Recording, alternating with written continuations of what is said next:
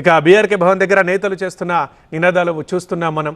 కాస్త అక్కడ మేము ముందుకు వస్తాం, మొన్నటిదాకా విచారణ జరిగింది కదా, ఆ లోపల దాకా వస్తామంటే పోలీసులు రానివ్వలేదు. అక్కడ కాస్త గందరగోళ పరిస్థితి ఏర్పడింది. బట్ ఇప్పుడు ప్రశాంతంగానే ఉంది. ఇక విచారణ సరిగ్గా టైం అంటే 11:30కి స్టార్ట్ అవుతుంది. ఆ టైంలోనే స్టార్ట్ అయ్యే అవకాశం మనం క్లియర్గా తెలుస్తోంది. రైట్, ఇక బీఆర్కే భవన్ లోపలి కేసీఆర్ వెళ్ళడం, ఆ లోపలి పరిస్థితిని రాకేష్ ఇప్పటిదాకా మనకు లైవ్లో అందించారు. రైట్, ఇక బీఆర్కే భవన్ బయట ఆ చుట్టుపక్కల పరిస్థితి ఎలా ఉందో మా ప్రిన్సిపల్ కరెస్పాండెంట్ ప్రణీత వివరాలు అందిస్తారు. ప్రణీత, ఎలా ఉంది బీఆర్కే భవన్ దగ్గర పరిస్థితి? ముఖ్యంగా ఈ బీఆర్ఎస్ నేతలు కార్యకర్తలు ఎక్కడున్నారు? పోలీసు వారికి ఇచ్చిన ఇన్స్ట్రక్షన్స్ ఏంటి? ఎలా ఉంది అక్కడ పరిస్థితి? బీఆర్కే భవన్ బయట ఇంకా ఆందోళన కొనసాగుతూనే ఉంది. అటు నేతలకు సంబంధించినటువంటి దృశ్యాలు చూస్తున్నాము. కంప్లీట్గా కేసీఆర్ వచ్చేంత వరకు ఒక నిర్బంధం, కేసీఆర్ వచ్చిన తర్వాత కూడా ఇంకా పోలీసుల ఆంక్షలు కొనసాగుతూనే ఉన్నటువంటి దృశ్యాలు చూస్తున్నాము.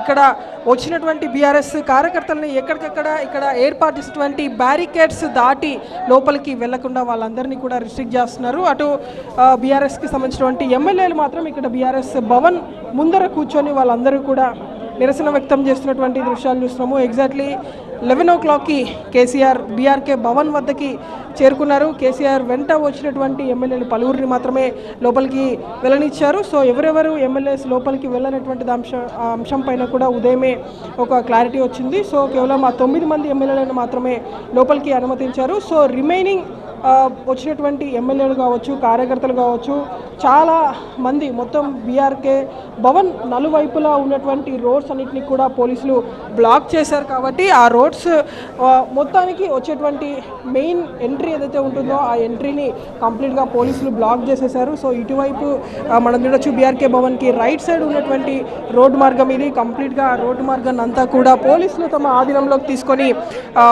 బ్లాక్ చేసేసారు. సో ఇక్కడ డీసీఎం ఎక్కి మరి ఇక్కడ పైన ఉన్నటువంటి పరిస్థితిని కూడా చాలామంది వీక్షిస్తున్నటువంటి పరిస్థితి. అటు మెయిన్ ఇంకా అటు టువర్డ్స్ సెక్రటేరియట్ రోడ్డు నుండి టువర్డ్స్ బీఆర్కే భవన్ వైపుకు వచ్చేటువంటి రోడ్డును ఒకసారి పరిశీలిస్తే కంప్లీట్గా టాస్క్ ఫోర్స్ టీమ్స్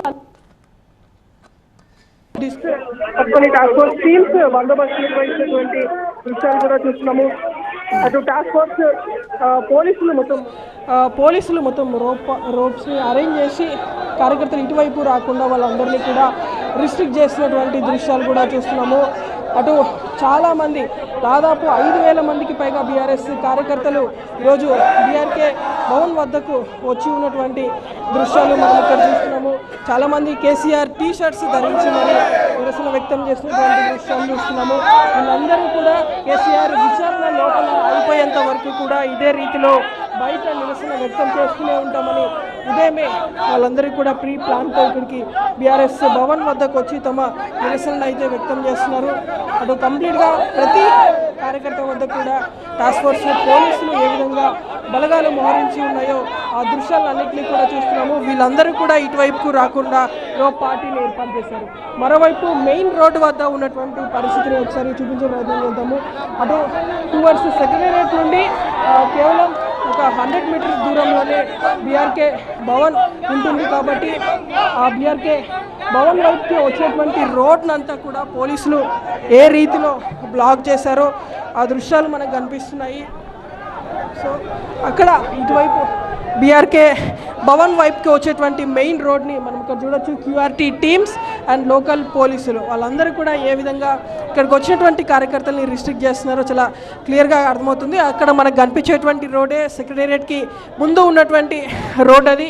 సో ఆ రోడ్ అంతా కూడా కంప్లీట్గా రిస్ట్రిక్ట్ చేశారు. ఈ విధంగా బీఆర్కే భవన్కి వచ్చేటువంటి 3 ways ఏవైతే ఉంటాయో ఆ 3 waysని కూడా ఇదే రీతిలో పోలీసులు నిర్బంధించారు. వాటికి సంబంధించినటువంటి బ్యారికేడ్స్ని అరేంజ్ చేసి ఆ బ్యారికేడ్స్ అటువైపుకి మాత్రమే బీఆర్ఎస్కి సంబంధించినటువంటి నేతలందరినీ కూడా పోలీసులు ఉంచినటువంటి పరిస్థితి. కేసీఆర్ ఫ్లెక్సీస్ని పట్టుకొని ఇక్కడికి వచ్చి కార్యకర్తలు పెద్ద ఎత్తున కూడా నిరసన వ్యక్తం చేస్తున్నటువంటి దృశ్యాలు అయితే చూస్తున్నాము. ప్రజెంట్ కార్యకర్తల ఆందోళన అయితే ఇంకా కొనసాగుతూనే ఉంది. రైట్ ప్రణీత, అది